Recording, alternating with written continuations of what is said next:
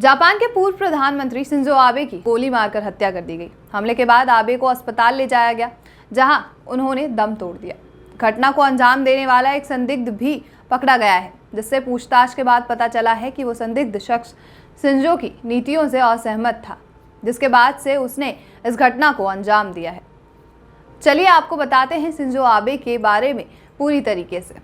नमस्कार, आप देख रहे हैं नजर टुडे। मैं हूं आपके साथ प्रज्ञा झा।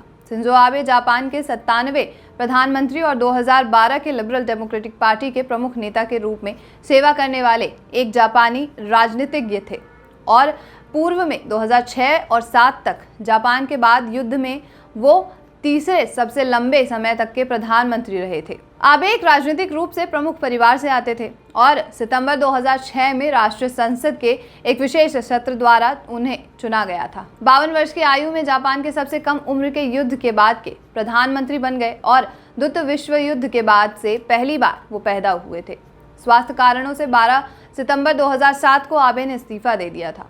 उनका स्थान यासुओ फुकुदा द्वारा स्थानांतरित किया गया था, जो 16 महीने से अधिक समय तक कार्यकाल बनाए रखने में विफल रहे थे।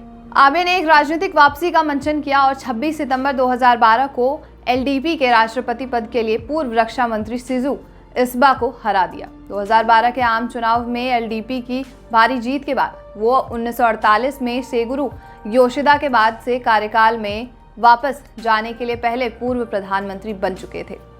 वो 2014 के आम चुनाव में फिर से निर्वाचित हुए। गठबंधन साथी कोमिटा के साथ अपने 2/3 बहुमत को बरकरार रखते हुए फिर से 2017 में आम चुनाव में उन्हें जीत मिली। शिंजो आबे का जन्म 21 सितंबर 1954 को नगोता के यामागुची जापान में हुआ था। इनके पिता का नाम हिरोनोबु आबे तथा माता का नाम नोबुओ किशी है।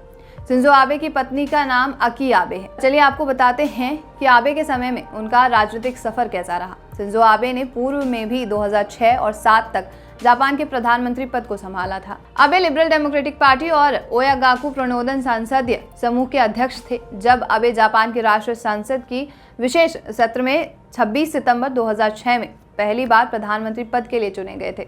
साथ ही साथ वो द्वितीय विश्व युद्ध के बाद जन्मे पहले प्रधानमंत्री थे। 1 साल से भी कम अवधि तक सेवा में रहने के बाद उन्होंने 12 सितंबर 2007 में प्रधानमंत्री पद से त्याग पत्र दे दिया था। तत्पश्चात उन्हें यासुओ फुकुदा ने प्रतिस्थापित किया था। अब आपको बताते हैं शिंजो आबे के समय में जापान की अर्थव्यवस्था कैसी रही थी। आबे ने अपने पूर्ववर्ती जुनिइरो कोइजुमी द्वारा स्थापित राजकोषीय सुधार के लिए एक सामान्य प्रतिबद्धता व्यक्त की थी। उन्होंने जापान के बजट को संतुलित करने के लिए कुछ कदम उठाए थे, जैसे कि कर नीति विशेषज्ञ कोजी ओमी को वित्त मंत्री के रूप में नियुक्त करना।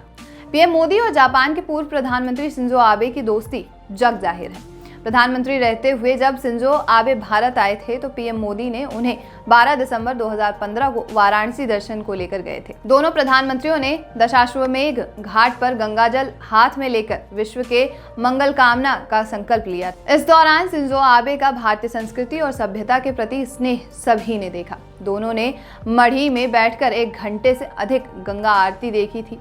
तत्कालीन जापानी प्रधानमंत्री शिंजो की ये यात्रा भारत की विदेश नीति का अहम हिस्सा थी, जिनसे दुनिया की महाशक्तियों को अपना एहसास दिला दिया था।